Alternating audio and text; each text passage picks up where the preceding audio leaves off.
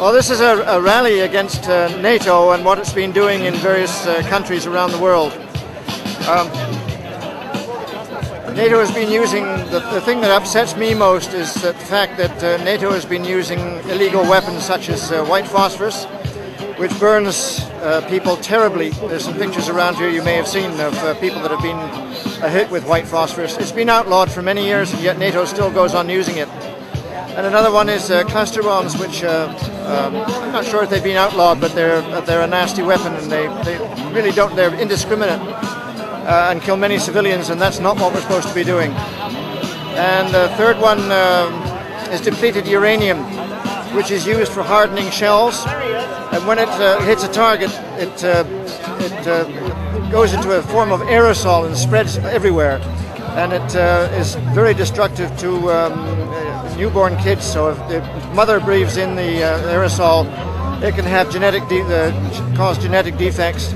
And it's also been outlawed, and yet NATO continues to use it. Canada out of Afghanistan! NATO out of Victoria! Canada out of Afghanistan! NATO out of Victoria! This is a rally to protest the fact that NATO has allowed depleted uranium to be used in the war areas that NATO is supporting, such as Kosovo, which is over now, but Iraq, Afghanistan, the Gulf states. The NATO is allowing depleted uranium ammunition to be used. Depleted uranium ammunition is radioactive. There are incredible more babies being born with terrible, terrible birth defects that have been just ignored. And these babies are being born to American and NATO soldiers who are in the area and exposed to the radioactivity, as well as to the civilians. Another aspect of depleted uranium is that when it explodes, nanoparticles of radioactivity are put into the atmosphere and go around the world, and anyone inhaling them can die. This is omnicide. We're saying NATO is responsible for inciting.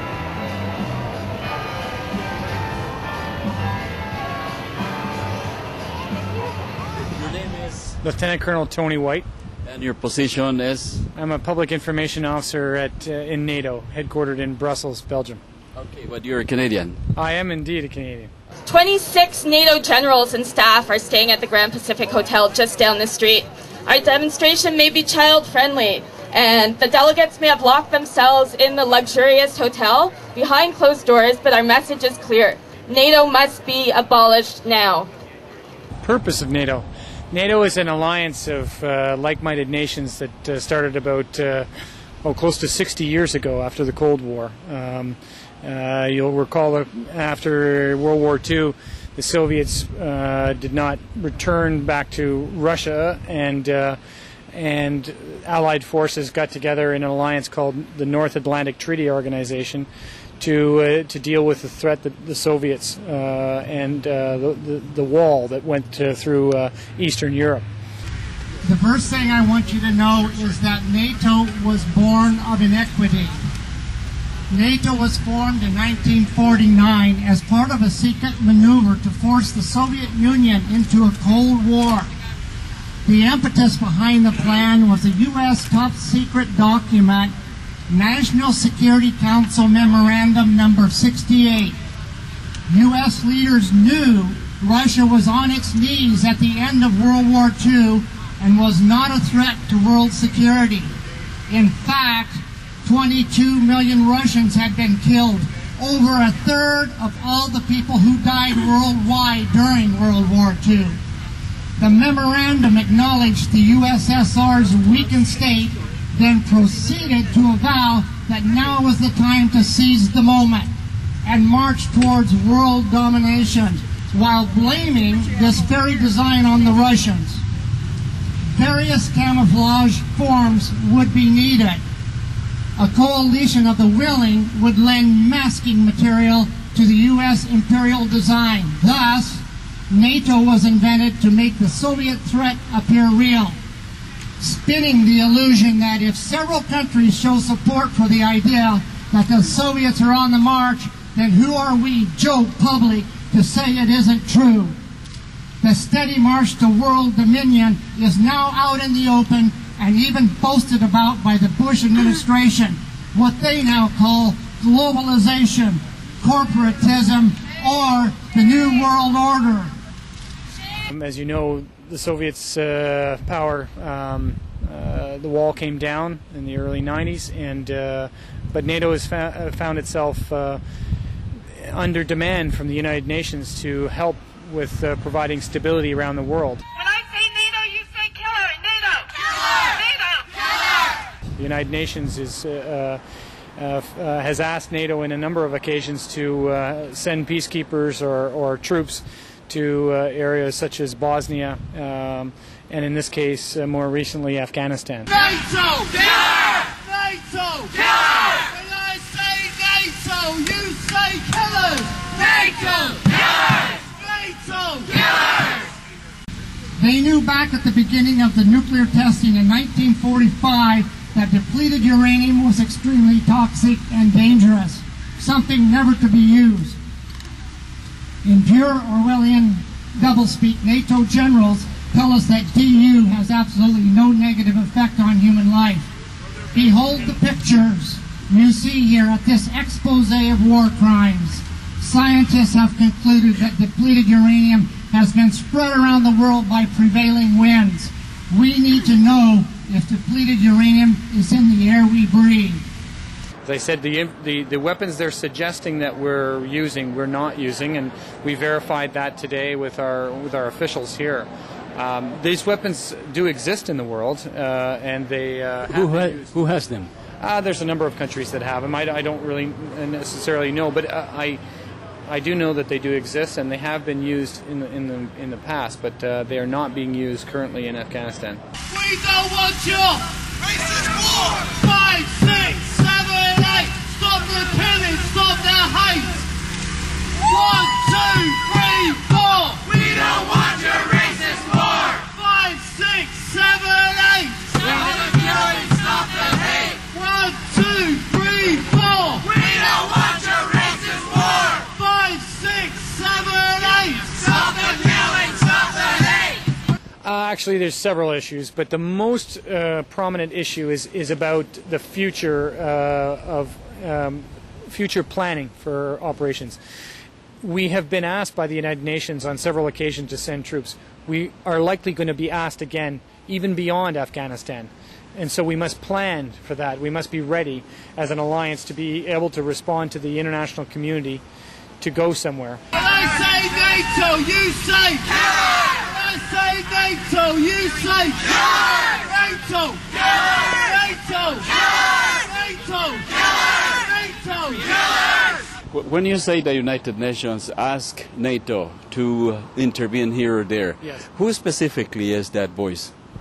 Well, the Secretary General of the United Nations, based on a resolution that came from the Security Council, would then formally ask NATO, the Secretary General of NATO.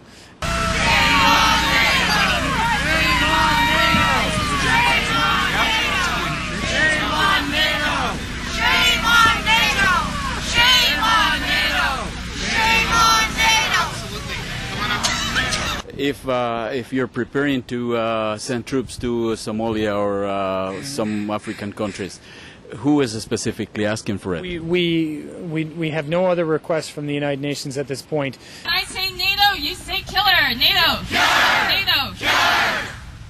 Although we are involved in Darfur in a support role, we do provide support to the United Nations in its peacekeeping efforts in Sudan. That's not NATO, is it? It is. We have a small force. All we're doing there is providing our aircraft to airlift the African Union troops to be able to provide the peacekeeping forces. We're not involved with troops of our own, but NATO asked us for our airplanes, and we've provided them with airplanes. NATO has a lot of capabilities, which the UN doesn't have, and so we have responded to the UN. The UN doesn't have anything. They depend on the countries. That's right. Same as NATO. Yeah. To all NATO generals here in Victoria, British Columbia, on September 8, 2007, Given the mandate and elements of crime granted under the International Criminal Code, we the people charge you with 36 counts of the crime of genocide, crimes against humanity, and war crimes. Attached to this summons is an excerpt of the International Criminal Court mandate and a list of each count, of which I will only read the first charge under each category. Article 6A, genocide by killing. Article 7.1a, crime against humanity of murder. Article 8.2a and I, war crime of willful killing. Let it be known to all that we the people will be working with the International Criminal Court to make the enforcement capacity of these charges come to pass. We the people sign this document, not in writing but by our physical presence and by our bearing of witness to the charges herein submitted. How about we deliver a message on what Canadian citizens think about the war crimes that NATO has committed, the crimes against humanity that are being committed against citizens around the world, and tell these NATO military leaders that the efforts and actions they are carrying out are not in our names. So not in our names. Not in our names. Not in our names. Not in our names. Not in our names. Okay, friends.